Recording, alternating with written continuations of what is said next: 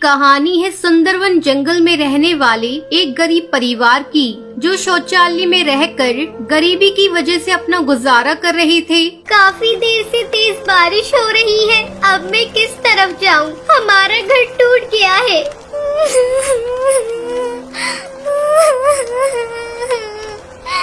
जा बेटी, अपनी बहन पिंकी को ले आ। फिर टुनटुनी पिंकी को ले आती है और तीनों पास के जंगल में छोटे से घर में चली जाती हैं।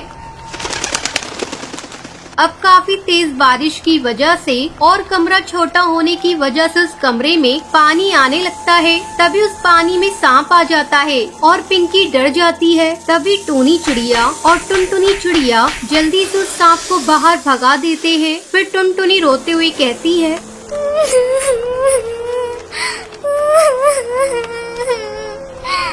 माँ, हमें कब तक ऐसे रहना पड़ेगा? पूरी दुनिया में ऐसा कोई नहीं होगा जो शौचालय को ही घर समझकर रहते हैं। माँ, हम इतने गरीब क्यों है माँ? टूनी चिड़िया के पास इसका कोई जवाब नहीं था। टूनी चिड़िया अपने बच्चों को मुसीबत में देखकर बहुत रोती है और उसके पास कोई रास्ता भी नहीं था। एक साल पहले टूनी चिड़िया एक घर में अपने पति टुन्नू और दोनों बेटियों के साथ रहती थी। अचानक से पति की मौत के बाद टूनी चिड़िया अपनी बेटियों को जैसे तैसे करके पाल रही थी। तभी तेज तूफान आता है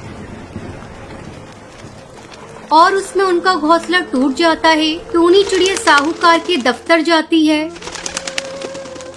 वहाँ पर बैठा मैनेजर कहता है, तो फिर आ गई, अब जाओ यहाँ से। यहाँ पहले से इतना सारा काम है और तुम बार बार आ जाती हो। ये सुनकर टूनी चिड़िया कहती है, ऐसा मत बोलिए साहब, काफी टाइम से मैं और मेरे बच्चे बिना छत के एक पेड़ पर गुजारा कर रहे हैं। तूफान, बारिश और जंगली जानवरों का भी खतरा है, तो आप हमारे घर को ठीक करवा दीजिए। अब कालू टूनी को वहाँ से भगाने के लिए वो उससे कहता है, हाँ अब जाओ यहाँ से, हम कुछ करते हैं, तुम परेशान मत हो। ये सुनते हुए टूनी चिड़िया वहाँ से चली जाती है। ऐसे ही एक साल गुजर जाता है, लेकिन अभी तक इंश्योरेंस ऑफिस से कालू कौवे का जवाब नहीं आता है। अब टूनी और उसकी दोनों बेटियों का वहाँ पर गुजारा करना बहुत मुश्किल हो रहा था। तभी टुनटुनी चिड़िया कहती है, माँ, आप मुझे सरकारी दफ्तर बताइए, मैं जाती हूँ वहाँ पर। शायद मासूम चिड़िया को देखकर वो मेरी बात मान ले। अब टूनी चिड़िया अपनी दोनों बेटियों को लेकर उसके दफ्तर चली जाती है। तभी वहाँ बंटी कबूतर नाम का पक्षी बैठा हुआ था।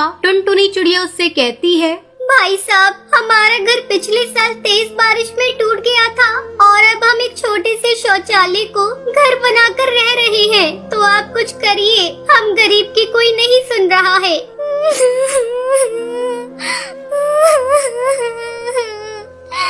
अच्छा ठीक है, अब रो मत, मैं ऑफिसर से बात करता हूँ। अब ज्यादा काम की वजह से बंटी कबूतर टुनटुनी चिड़िया की बात को भूल जाता है। ऐसे ही कुछ दिन गुजर जाते हैं। एक दिन बंटी कबूतर की माँ नदी किनारे पानी पी रही होती है। तभी बबली कबूतरी का पैर फिसल जाता है। तभी वहाँ टुनटुनी आकर उसे बचा लेती है। बंटी की माँ बबली कबूतरी उससे कहती है, बेटा, तुम इतनी सी हो, तुमने अपनी जान की परवाह नहीं की और मुझे बचा लिया। अब तुम्हें कोई भी मदद की जरूरत हो तो मुझे बता देना। फिर टुनटुनी चिड़िया उसके सामने रोने लगती है और उससे कहती है,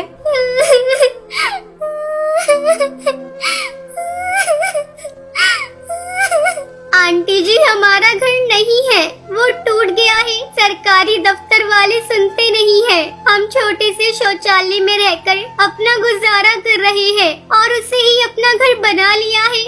अब बबली कबूतरी घर जाकर बंटी कबूतर को सारी बात बताती है। वहीं दूसरी तरफ टूनी चिड़िया और उसकी बेटियां गरीबी से परेशान होकर फांसी लगाने वाली होती हैं कि बंटी कबूतर वहां आ जाता है और उन्हें बचा लेता है। तभी जल्दी से बंटी उनके टूटे घर को सही करवा देता है। ये देखकर टूनी और उसकी बेटियां बहुत ही खुश होती हैं। आंटी जी, शुक्रिया आपका, जो आपने हमें बचा लिया। उसके बाद बबली कबूतरी टूनी चिड़िया और उसकी बेटियों को काम पर लगवा देती है। फिर वो सभी एक साथ बहुत खुश रहते